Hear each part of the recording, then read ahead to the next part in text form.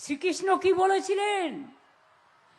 শ্রীকৃষ্ণের উপদেশে বলেছিলেন, শ্রীকৃষ্ণ পরমহংসদেব বলেছিলেন, শ্রীকৃষ্ণ পরমহংসদেব বলেছিলেন, শ্রীকৃষ্ণ পরমহংসদেব বলেছিলেন, কি বলেছিলেন? ধর্ম মানে ধারণ। ধর্ম মানে কি?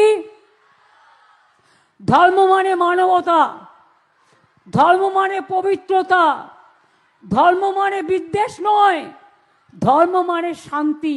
এটা বলেছিলেন শ্রীকৃষ্ণ পরমহংসদেব, যিনি গীতায় বাণী লিখেছিলেন, উপদেশ দিয়েছিলেন। শ্রীকৃষ্ণ পরমহংসদেব, যিনি গীতায় বাণী লিখেছিলেন, উপদেশ দিয়েছিলেন। শ্রীকৃষ্ণ পরমহংসদেব, যিনি গীতায় বাণী লিখেছিলেন, উপদেশ দিয়েছিলেন।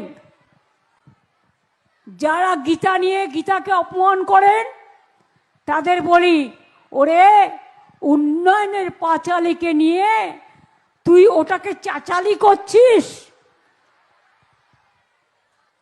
যায় আসে না। কোনোদিন পড়েছো পাঁচালী? এসো মা লক্ষ্মী, বসো মা লক্ষ্মী, থাকো মা লক্ষ্মী আমার ঘরে। এসো মা লক্ষ্মী, বসো মা লক্ষ্মী, থাকো মা লক্ষ্মী আমার ঘরে। কোনোদিনও পড়েছো পাঁচালী?